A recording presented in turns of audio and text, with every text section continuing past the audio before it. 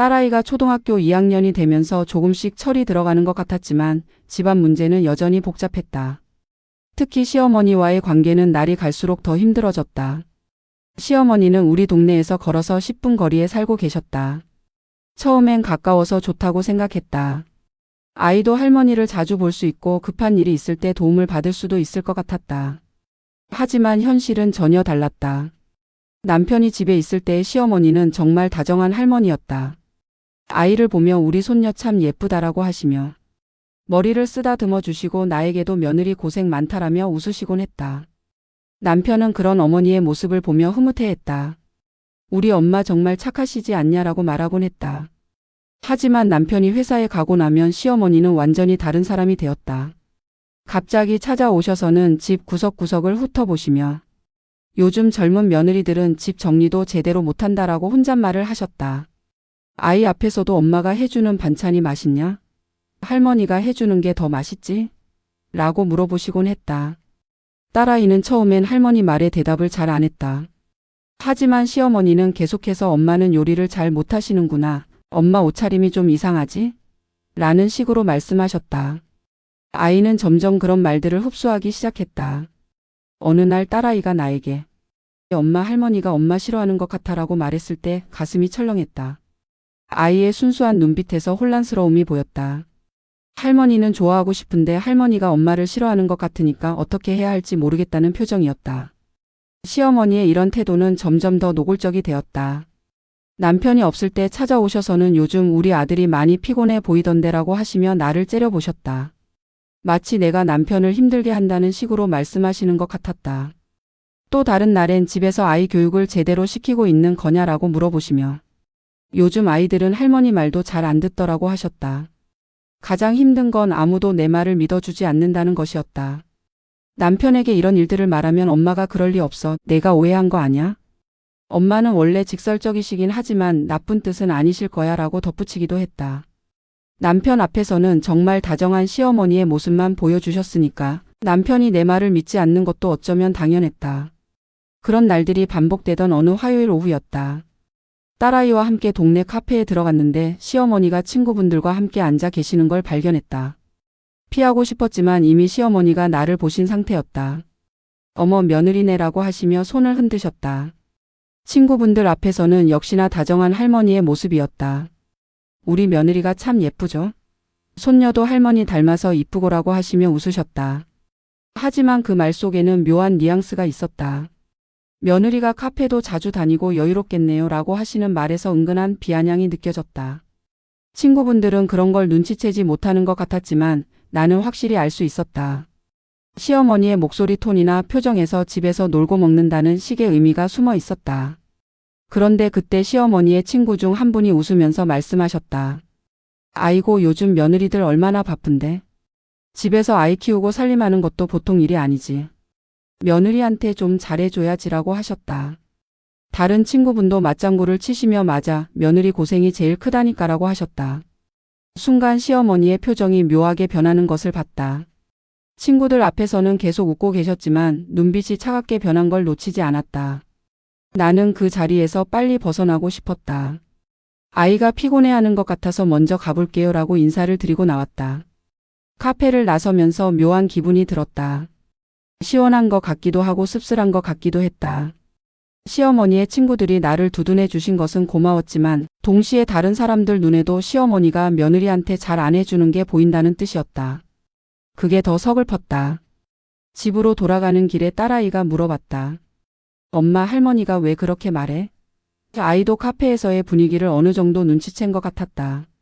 어떻게 대답해야 할지 몰라서 그냥 할머니는 할머니 나름의 방식이 있으시는 거야 라고 했다. 그날 저녁 남편이 퇴근하고 나서 시어머니로부터 전화가 왔다. 남편과 통화하시는 걸 옆에서 들으니 내가 카페에서 인사도 제대로 안 하고 갔다고 하시는 것 같았다. 남편이 나를 보더니 엄마가 오늘 카페에서 너 만났는데 너무 차갑게 굴었다고 하시네라고 했다. 나는 그때 정말 화가 났다.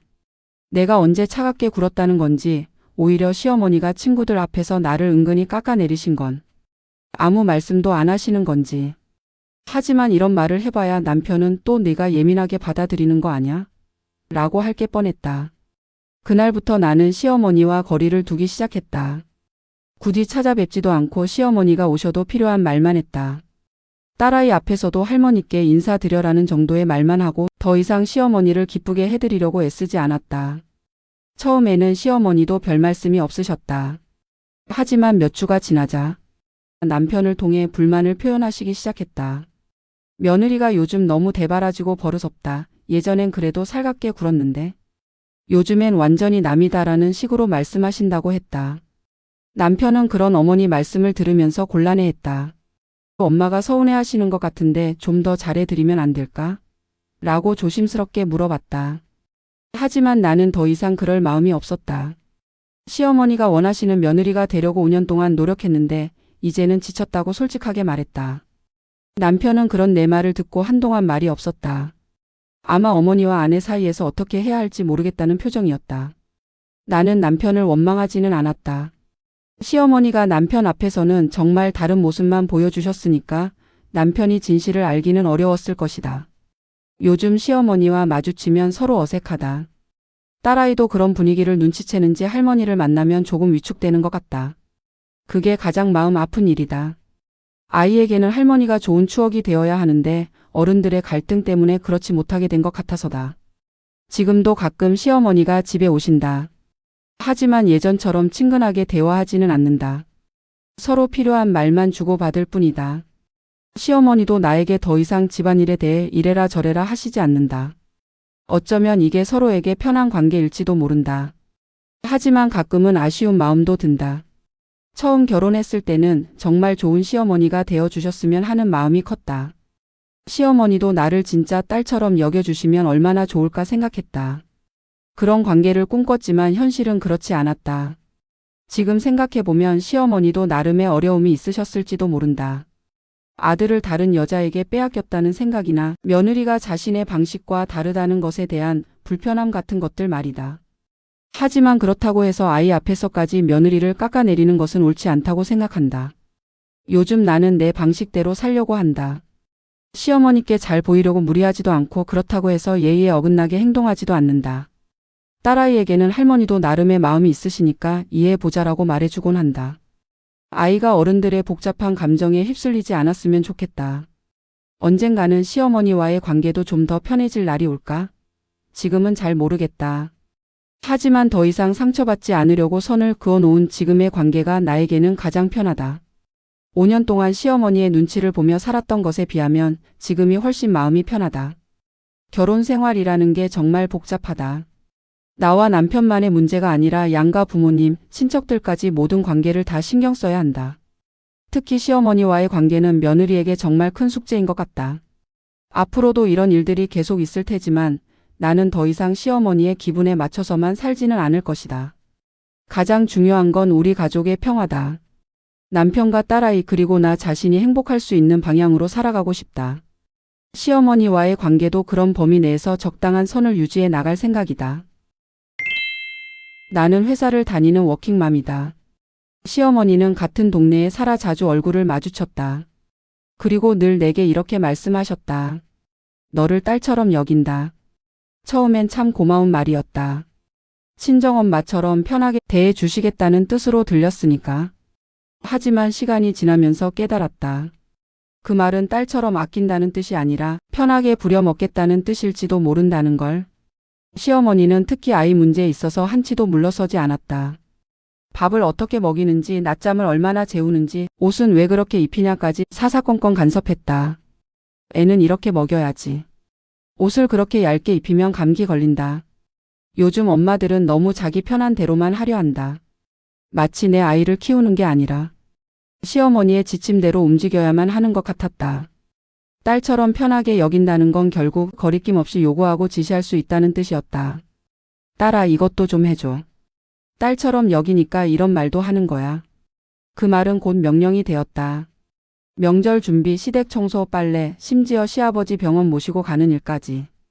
내가 직장에서 돌아와 지쳐 있어도 아이 돌보느라 정신이 없어도 상관없었다. 남편은 밖에서 일하느라 고생하는데 집안일까지 신경 쓸 여유가 어디 있겠어? 시어머니의 논리는 단순했다. 남편은 바깥일, 집안의 모든 일은 며느리의 몫. 아이 키우기 살림 시댁일까지. 모든 게 내 어깨로 쏟아졌다. 처음엔 부탁처럼 들리던 말이 어느 순간부터는 당연한 지시가 됐다. 요즘 며느리들은 너무 편하게만 살려고 한다.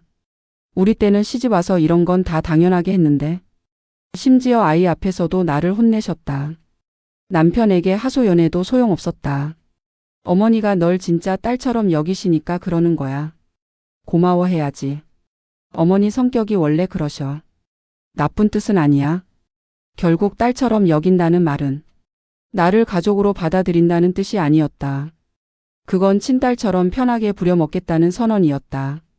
워킹맘으로서도 이미 힘든데 시댁의 일까지 떠안고 살아가는 현실은 점점 버겁기만 했다.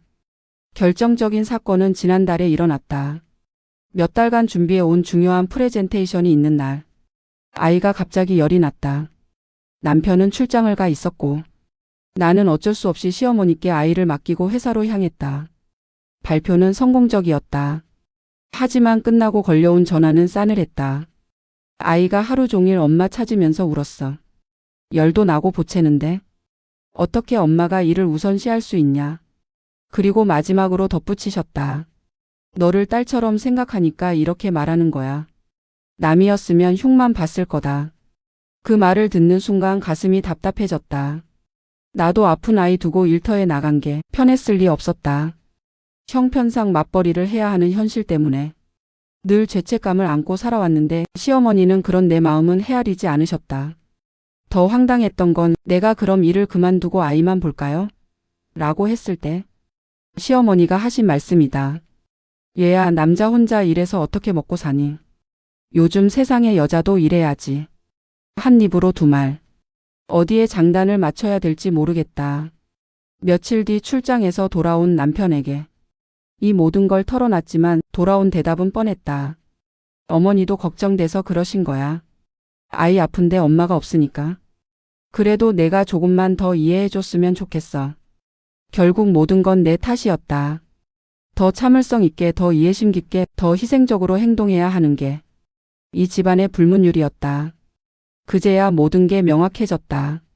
딸처럼 여긴다는 말 속에 숨겨진 진실을. 그건 사랑이 아니라 편이었다. 나는 그저 시어머니가 언제든 편하게 탓할 수 있는 존재였을 뿐이다. 그날 밤 잠든 아이를 바라보며 생각했다. 나는 정말 좋은 엄마일까? 좋은 며느리일까? 아니면 그저 모든 사람의 기대에 부응하다. 정작 내 자신은 잃어버린 건 아닐까? 진짜 딸이라면 무조건적인 사랑을 받을 텐데 나에게는 무조건적인 희생만이 요구될 뿐이다. 나는 딸이 아니라 그저 필요할 때 부려먹는 노예였던 걸까? 안녕하세요. 저는 혼자 살고 있는 60대 후반이에요. 남편은 세상을 떠났고요. 다행히 남편이 모아놓은 돈이 좀 있어서 연금이랑 합쳐서 적당히 여유 있게 지내고 있어요. 아들이 하나 있는데 그 아들이 결혼을 했거든요. 처음엔 정말 좋았어요. 며느리가 저를 진짜 친엄마처럼 대해줬거든요.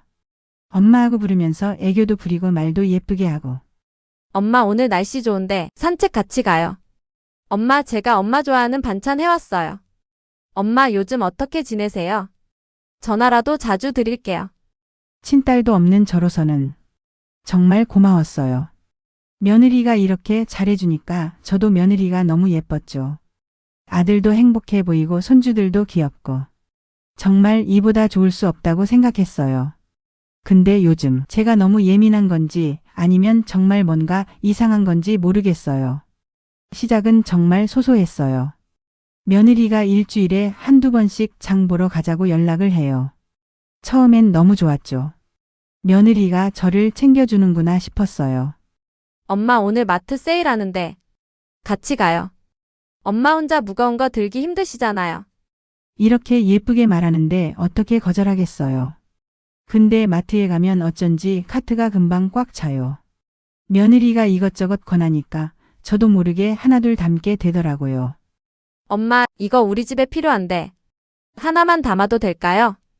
대부분 며느리네 집에 필요한 것들이에요.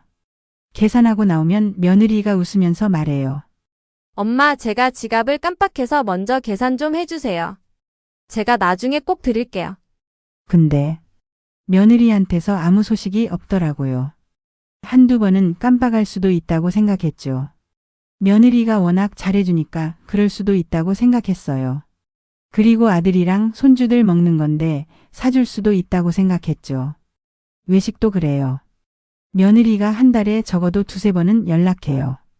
엄마 오늘 맛있는 거 먹으러 가요. 엄마 혼자 계시니까 외로우시죠? 제가 모시고 싶어요. 이렇게 말하는데 어떻게 싫다고 하겠어요. 처음엔 정말 좋았어요. 며느리가 저를 생각해 주는구나 싶었죠. 근데 가면 항상 좀 비싼 곳이에요. 그리고 어김없이 제가 계산하게 돼요.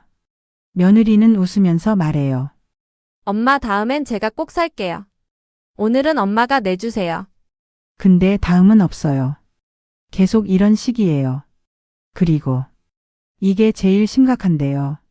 어느 날 며느리한테서 전화가 왔어요. 엄마 죄송한데요. 큰애가 영어학원 들어가는데 등록비가 좀 부족해서요. 이번 달만 좀 도와주시면 안 될까요? 제가 다음 달에 꼭 드릴게요. 그리고 이 학원이 좋다고 소문이 났는데 좀 비싼 편이라. 그래서 애기 아빠한테는 말씀하지 않으셨으면 좋겠어요. 목소리가 좀 조심스럽고 미안해하는 것 같더라고요. 손주 교육비라는데 제가 뭐라고 하겠어요. 엄마 정말 감사해요. 엄마가 최고예요. 그리고 한 달 후에 또 전화가 왔어요. 엄마 정말 죄송한데 작은 애 학원비가 또 필요해서요. 이번 달 카드값이 많이 나와서 정말 어렵네요. 또 도와주실 수 있으세요? 조심스럽게 말하니까 거절하기가 어렵더라고요. 그 다음 달에도 계속 연락이 왔어요.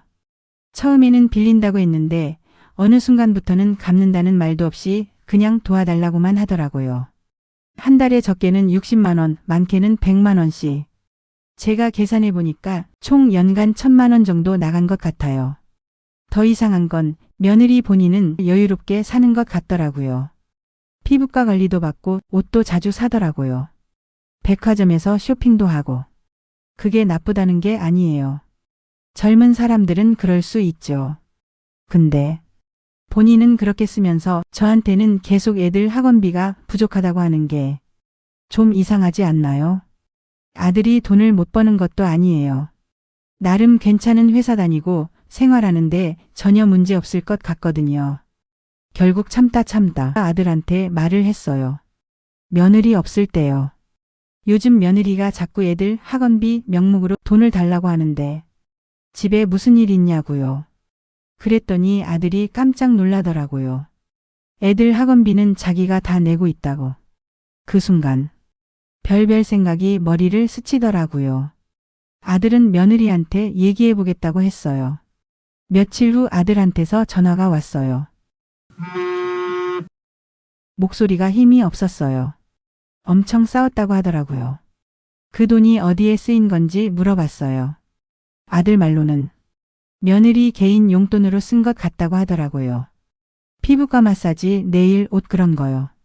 순간 숨이 막히더라고요. 아들은 미안하다고 했어요. 자기가 제대로 확인 못했다고. 앞으로는 확실하게 말하겠다고요.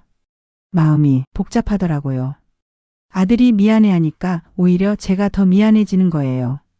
내가 괜히 말했나. 아들 부부 사이를 틀어지게 만든 건 아닌가. 그런데 그 다음날 며느리한테서 전화가 왔어요. 목소리가 싸늘하더라고요. 어제 남편한테 엄청 혼났다고. 뭐라고 말한 거냐고 묻더라고요. 부담되시면 말씀을 하시지 왜 남편한테 그런 말을 하냐고요. 며느리는 저를 정성껏 모셨는데 이렇게 생각한 줄 몰랐다고 했어요. 앞으로는 조심하겠다고 하고는 전화를 끊었어요. 그 다음부터 며느리한테서 연락이 뚝 끊겼어요.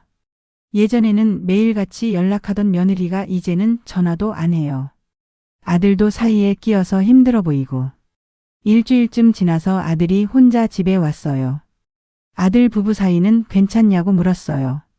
처음에 좀 싸웠지만 이제 좀 나아졌다고 하더라고요. 근데 며느리가 겉으로는 알았다고 했지만 실제로는 많이 섭섭해하는 것 같대요. 며느리가 요즘 저를 만나는 거 부담스러워한다고 했어요.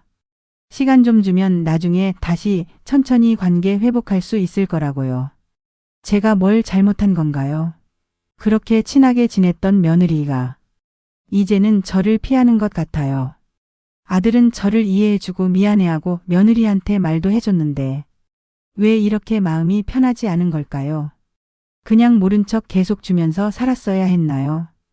여러분은 어떻게 생각하세요? 올해로 60대 초반인 나는 평생 가족을 위해 살아왔다. 남편과 남매를 키우며 단 한 번도 내 시간을 가져본 적이 없다. 그렇게 살아오면서도 언젠가 며느리가 생기면 내 마음에 작은 위로가 되어주길 바라는 기대가 있었다. 아들이 결혼한다고 했을 때 정말 기뻤다. 새로운 가족이 생긴다는 게 그렇게 설렐 수가 없었다. 결혼식 날 며느리를 보며 이 아이를 진짜 딸처럼 대해줘야지 다짐했다. 며느리는 외동딸이라 친정 부모님이 많이 애지중지 키웠다고 들었다. 그래서 더 잘해줘야겠다고 마음먹었다.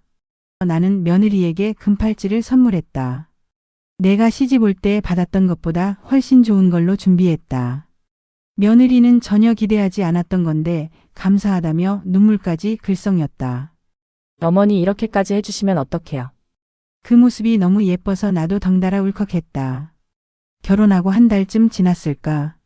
어느 날 딸아이가 급하게 전화를 했다. 엄마, 지금 잠깐 통화 가능해? 보여줄 게 있어. 딸이 자기 휴대폰 화면을 사진으로 찍어 보냈다. 며느리 SNS 게시물이었다. 딸 친구가 며느리랑 아는 사이라 우연히 봤다고 했다. 거기에 내가 준 금팔찌 사진이 올라와 있었다. 그런데 그리 가관이었다. 결혼 선물로 받은 금팔찌인데 스타일이 너무 촌스러움. 이거 어떻게 하죠? 팔아서 요즘 거 사고 싶은데 시어머니가 아실까봐. 밑에는 친구들 댓글이 주르륵 달려 있었다. 그냥 팔아, 어차피 모르실 거야. 요즘 누가 그런 디자인 해? 같은 말들이었다. 딸이 화가 난 목소리로 말했다. 엄마, 이게 뭐야? 새언니가 이런 사람이야? 오빠한테 말해야 되는 거 아니야? 가슴이 철렁 내려앉았다. 내가 정성껏 고른 선물을 촌스럽다고? 게다가 팔 생각까지 하다니. 요즘 금값도 엄청 비싸서 큰 맘먹고 해준 거였는데 마음에 안 들 수는 있어도 너무 속상하고 허탈했다. 하지만 그렇다면 나한테 조용히 말하든지 아니면 그냥 안 차고 집에 보관해 두면 되는 거 아닌가. 인터넷에 올려서 친구들과 비웃는 건 너무한 거 아닌가. 별별 생각이 다 들었다. 아니야, 오빠한테는 말하지 마. 괜히 분란 생길 수도 있고. 오빠가 중간에서 힘들까. 그냥 엄마가 참을게. 엄마, 그게 참는 게 아니라. 딸의 목소리가 안타까웠지만 나는 괜찮다고 말하고 전화를 끊었다. 아들 부부 사이가 나빠지면 안 된다는 생각뿐이었다. 그 뒤로 며느리를 볼 때마다 그 글이 떠올랐다. 그래도 내색하지 않으려 애썼다. 며느리는 내 눈앞에서 여전히 어머니 너무 예뻐요라며 팔찌를 차고 있었다. 내 생일이 다가왔다. 예년처럼 조촐하게 보내려 했는데 남편이 올해는 며느리도 있으니 집에서 식사하자고 해서 알았다고 했다. 아들 부부에게 부담 주고 싶지 않았다. 그런데 생일 전날 며느리에게서 전화가 왔다. 어머니 죄송한데요. 제가 내일 친구 결혼식이 있어서 생신 식사 못 갈 것 같아요. 몇 달 전부터 약속된 거라 어쩔 수가 없네요. 정말 죄송해요. 목소리에는 미안함이 묻어 있었다. 하지만 내 마음속에선 뭔가 무너지는 느낌이었다. 몇 달 전부터 알았으면 미리 말하지 하루 전에 통보하는 게 예의인가? 아, 그래? 그럼 어쩔 수 없지. 짧게 대답하고 전화를 끊었다. 더 기가 막힌 건 그 다음이었다. 30분 뒤 아들이 전화했다. 엄마 미안해요. 저도 같이 결혼식 가야 할 것 같아요. 며느리 친구가 저도 아는 사이거든요. 며느리 혼자 보내기도 그렇고. 순간 말문이 막혔다. 아들마저? 결혼하더니 며느리 편만 드는구나. 내 생일보다 며느리가 더 중요한 거구나. 그래, 알았다. 더 이상 말할 힘이 없었다. 전화를 끊고 나서 한참을 멍하니 앉아 있었다. 결국 내 생일은 남편이랑 딸 셋이서 밥을 먹었다. 식탁에 앉아 있는데 눈물이 났다. 내가 뭐가 잘못됐나. 시어머니 생일보다 친구 결혼식이 더 중요한 세상인가. 남편은 요즘 애들은 다 그래라며 위로 아닌 위로를 했지만 내 마음은 허전하기만 했다. 추석이 다가왔다. 결혼 후 첫 명절이라 며느리도 오겠지 싶었다. 며느리가 좋아한다던 갈비찜도 준비하고 며느리 방도 깨끗하게 정리했다. 새 이불도 샀다. 추석 며칠 전 아들이 전화했다. 엄마, 이번 추석에 저희 못 갈 것 같아요. 왜? 무슨 일 있어? 아내가 친정에 가야 한대요.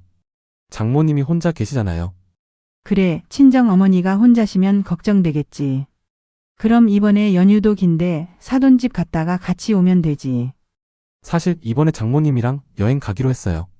그래서 이번 명절에는 못 갈 것 같아요. 귀를 의심했다. 그럼 우리는?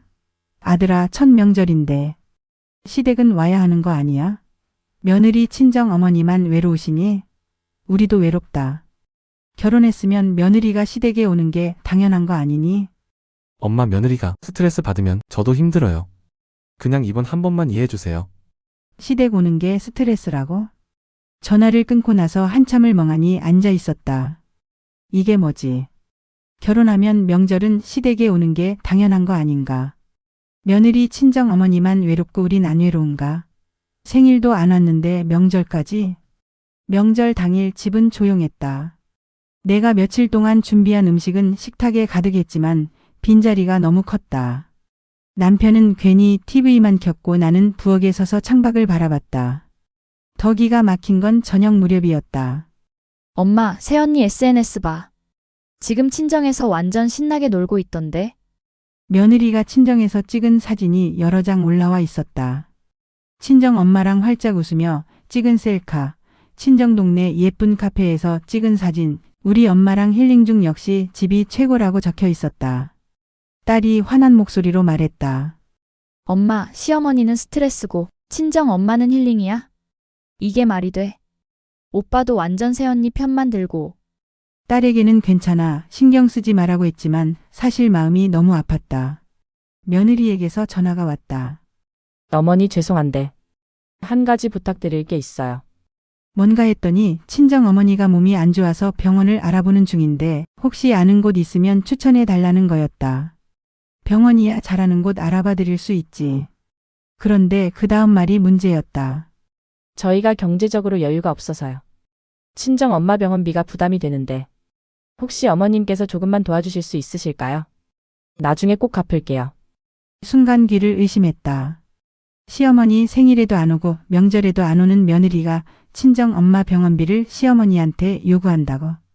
우리도 여유가 있는 건 아니야. 그건 너희가 알아서 해야지. 아, 네, 그럼 알겠습니다. 죄송해요. 처음에는 병원 추천을 부탁하는 줄 알았다. 하지만 곧 그 말이 우리에게 돈을 기대려는 구실임을 깨닫자 화가 치밀었다. 전화를 끊고 나서 남편한테 얘기했더니 남편도 어이없어 했다. 요즘 애들은 정말 뻔뻔하네. 시댁은 안 챙기면서 도움은 바라고. 나는 한숨을 쉬었다.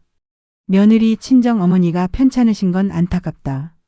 하지만 우리한테 잘하지도 않으면서 도움만 바라는 건 너무한 거 아닌가. 며느리는 자기 권리만 주장하고 의무는 다하지 않는데 시어머니는 무조건 이해하고 양보해야 하는 걸까. 요즘 젊은 세대는 자기밖에 모른다는 말이 맞는 것 같다. 효도니 예의니 하는 건 꼰대 같은 소리라고 치부한다. 하지만 최소한의 예의는 지켜야 하는 거 아닐까.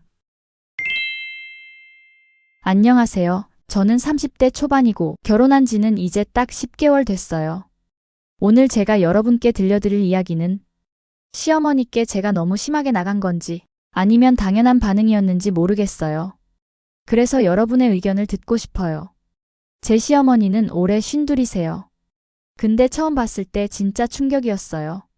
남편이랑 같이 걸어오시는 걸 봤는데 멀리서 보면 남편 누나 같아 보였어요. 시어머니는 일찍 결혼하셨대요. 그러니까 남편을 거의 20에 낳으신 거죠.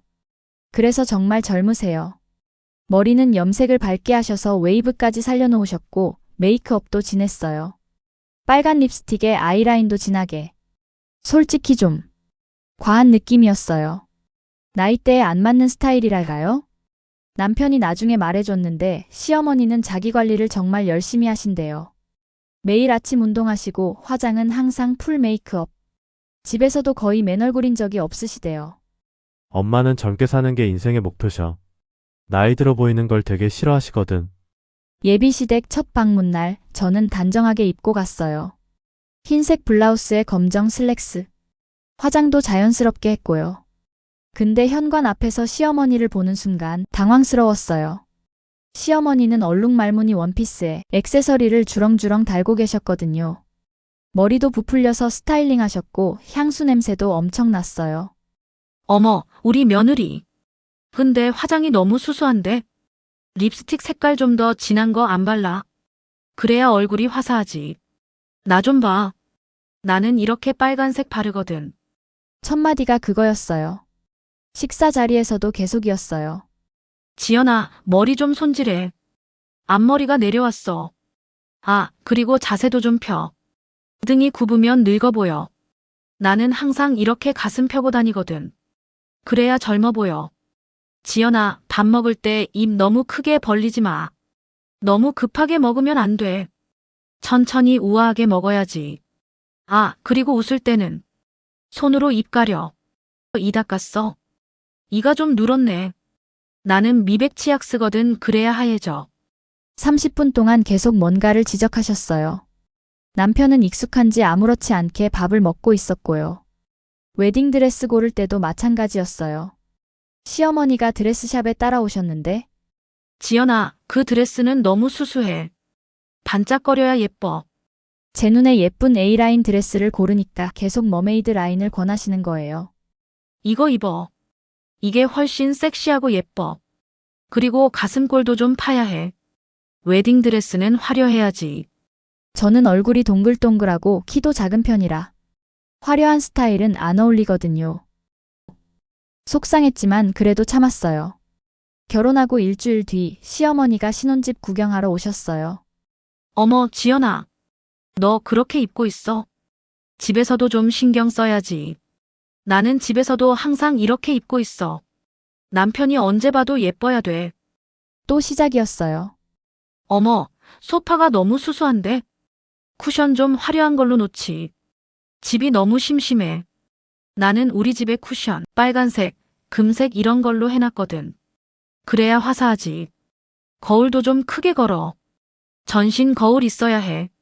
나는 매일 거울 보면서 체크해. 오늘 내가 예쁜지, 옷이 잘 어울리는지. 주방에 오시더니 제 앞치마를 보시고는 이게 뭐야? 앞치마도 예쁜 거 해야지. 나는 레이스 달린 거 입어. 요리할 때도 예뻐야 된다니까. 그 다음부터 시어머니는 거의 매주 저희 집에 오셨어요. 그리고 매번 똑같은 레파토리였어요. 어느 토요일 시어머니랑 마트를 같이 가게 됐어요. 시어머니는 그날도 화려했어요. 빨간 자켓에 레오파드 무늬 스카프, 굽 높은 부츠. 머리도 크게 부풀려 있었고 액세서리도 주렁주렁. 마트에서 사람들이 계속 저희를 쳐다봤어요. 아니, 정확히는 시어머니를 쳐다봤죠. 근데 시어머니는 전혀 신경 안 쓰시고 오히려 이렇게 말씀하시는 거예요. 봐, 사람들이 나를 쳐다봐. 내가 예쁘니까 그러는 거야. 너도 이렇게 입으면 사람들이 쳐다볼 텐데. 저는 그게 예뻐서가 아니라 너무 화려해서 쳐다보는 거라는 걸 알았지만 말할 수가 없었어요. 한 번은 시어머니가 카페에서 만나자고 하셨어요. 저는 편하게 청바지에 후드를 입고 갔어요. 시어머니가 카페에 들어오자 사람들이 쳐다봤어요. 역시 사람들이 나를 쳐다보네. 내가 젊어 보이니까. 지연아, 너도 좀 신경 써. 자리에 앉아서도 계속이었어요. 지연아, 자세 좀 펴. 그리고 다리 꼬고 앉아. 이렇게 나 좀 봐. 이렇게 앉아야 우아해 보여. 커피 마실 때도 새끼손가락 이렇게 세우고 그래야 품격 있어 보여. 내가 너니까 말해주는 거야. 옆 테이블에 앉아있던 사람들이 저희를 쳐다보는 게 느껴졌어요. 저는 너무 창피했는데 시어머니는 계속 큰 소리로 말씀하시는 거예요. 나는 말이야, 사람들이 우리 아들이랑 나랑 다니면 나보고 누나냐고 물어봐. 진짜야. 저번에도 그랬어. 그래서 내가 엄마예요. 그랬더니 사람들이 깜짝 놀라더라고. 너도 관리 좀 하면 나처럼 될 수 있어. 집에 돌아와서 남편한테 말했어요. 여보, 어머니가 너무 화려하게 입고 다니셔서 같이 다니면 사람들이 계속 쳐다보고 수군대. 진짜 창피해. 남편이 난처한 표정을 지으며 말했어요.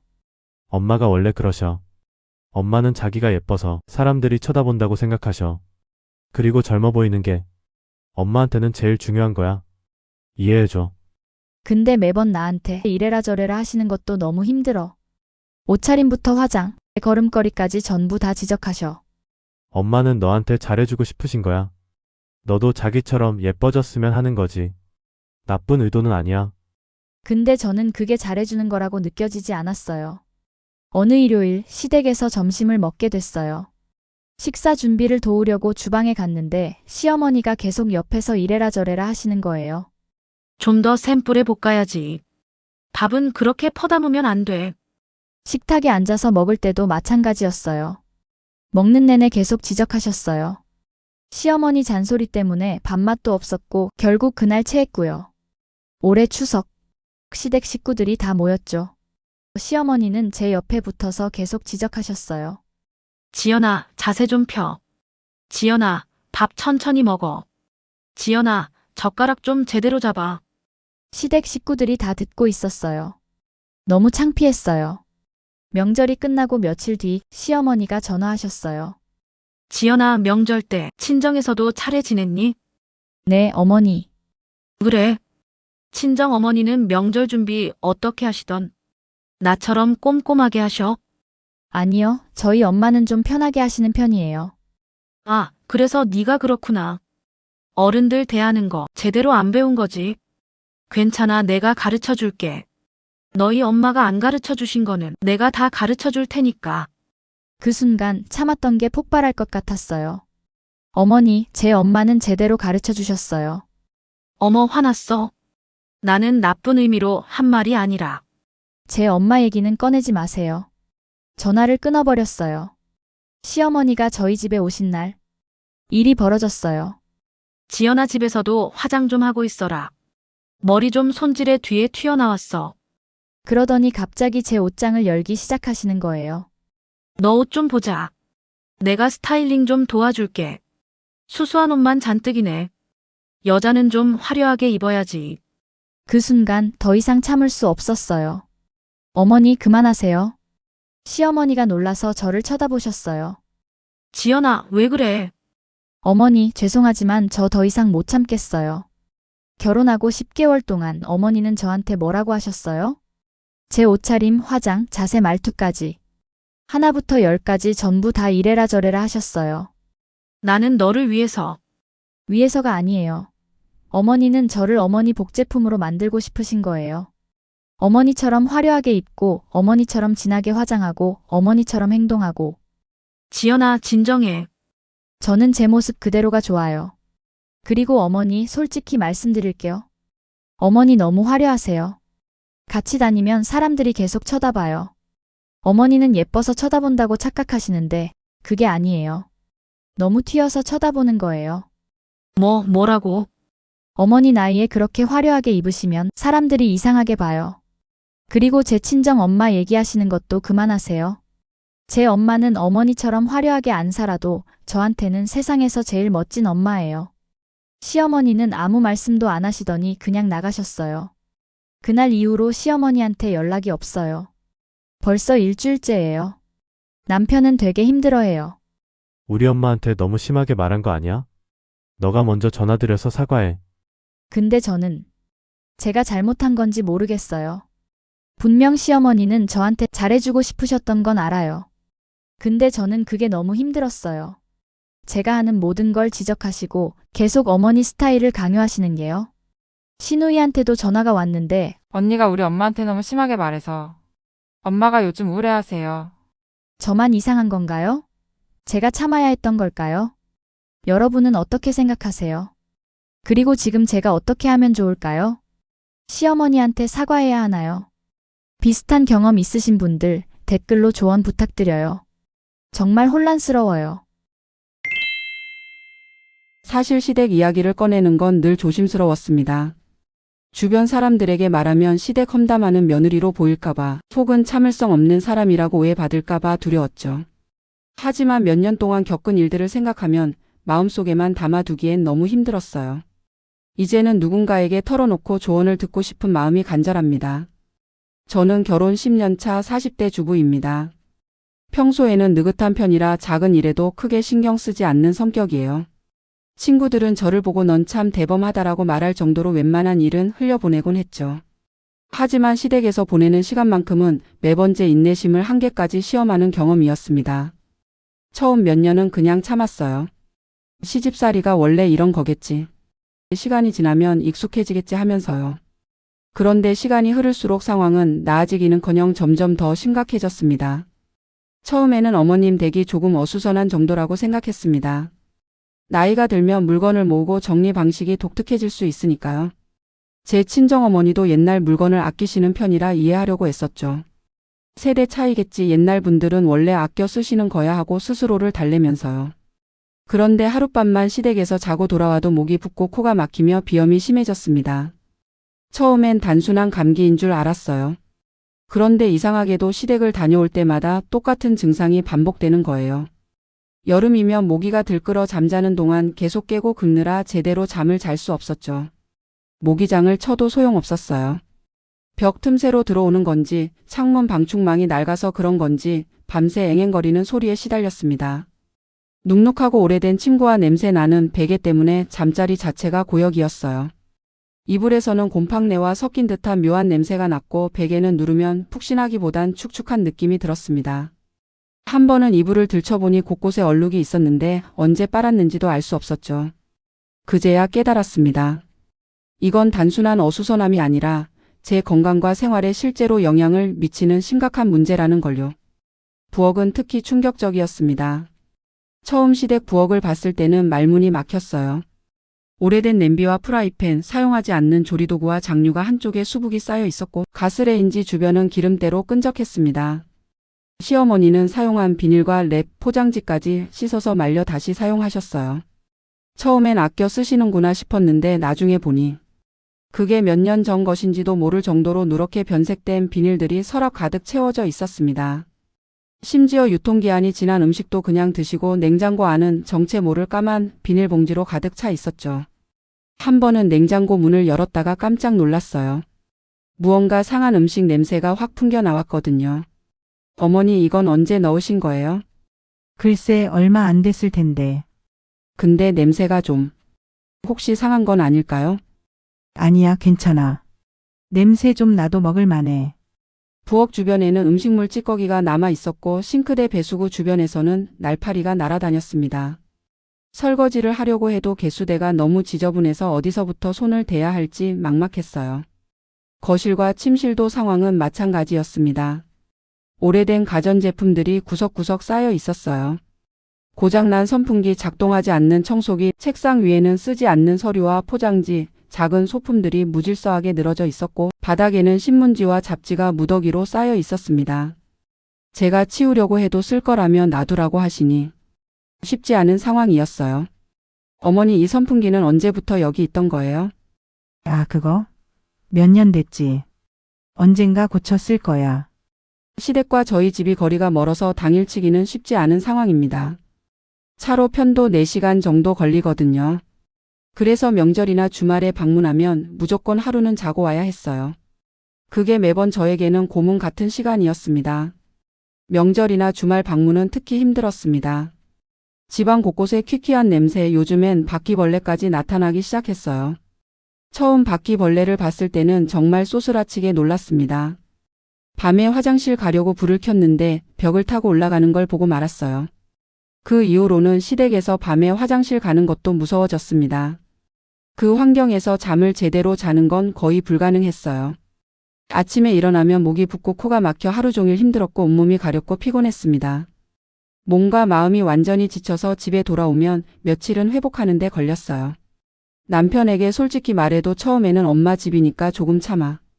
자주 가는 것도 아니잖아 라는 답만 돌아왔습니다. 남편 입장에서는 어릴 때부터 그 환경에서 자랐으니 별로 이상하게 느끼지 못하는 것 같았어요. 여보 나 정말 힘들어. 시댁에 가면 목도 아프고 코도 막히고 잠도 제대로 못 자. 온갖 벌레들이 돌아다니고. 음식도 친구도 다 너무 찝찝해서 견딜 수가 없어. 이건 단순히 내가 예민한 게 아니야. 정말 건강에 해로운 환경이라고. 어머님 건강 생각해서라도 제발 진지하게 말씀 좀 드려봐. 그때서야 남편도 심각하게 받아들이는 것 같았어요. 얼굴이 굳어지더니 근데 솔직히 엄마를 바꿀 자신은 없어. 평생 그렇게 사셨는데 갑자기 바꾸라고 하면 오히려 더 큰 문제가 될 것 같아. 남편은 상황의 심각성은 깨닫지만 어머니를 설득할 자신이 없다며 회피하기만 급급했습니다. 그런데 요즘 들어 문득 이런 생각이 듭니다. 시어머니가 나이가 들어서 이런 행동을 보이시는 걸까요? 아니면 원래 성격일까요? 남편에게 물어보니 엄마가 원래 좀 물건을 아끼시긴 했는데 아빠 돌아가시고 나서 더 심해진 것 같다고 하더라고요. 시아버지께서 7년 전에 돌아가셨거든요. 그때부터 시어머니는 혼자 사시면서 점점 더 물건을 모으고 집 정리를 하지 않으셨던 거죠. 시간이 지날수록 물건을 쌓아두고 비닐과 랩까지 재활용하는 모습을 보면 단순한 습관이 아니라 저장강박증 같은 심리적 문제일 수도 있다는 생각이 듭니다. 인터넷으로 찾아보니 저장강박증이라는 게 실제로 있더라고요. 물건을 버리지 못하고 계속 쌓아두는 증상인데 특히 배우자를 잃거나 큰 상실을 겪은 후에 심해질 수 있다고 하더군요. 시어머니가 딱 그런 경우가 아닐까 싶었어요. 시어머니께 직접 병원을 권해보려고 했지만 그러면 화를 내시거나 섭섭해 하실까봐 차마 말을 꺼내지 못했어요. 남편도 엄마가 받아들일 리가 없다며 소극적이고요. 여러분이라면 이런 상황에서 어떻게 하시겠어요? 시어머니의 성격과 나이, 그리고 저장강박증 가능성을 고려했을 때 가족과의 관계를 유지하면서도 제 자신의 건강과 마음의 평화를 지킬 수 있는 방법은 무엇일까요? 정말로 진심 어린 조언이 필요합니다.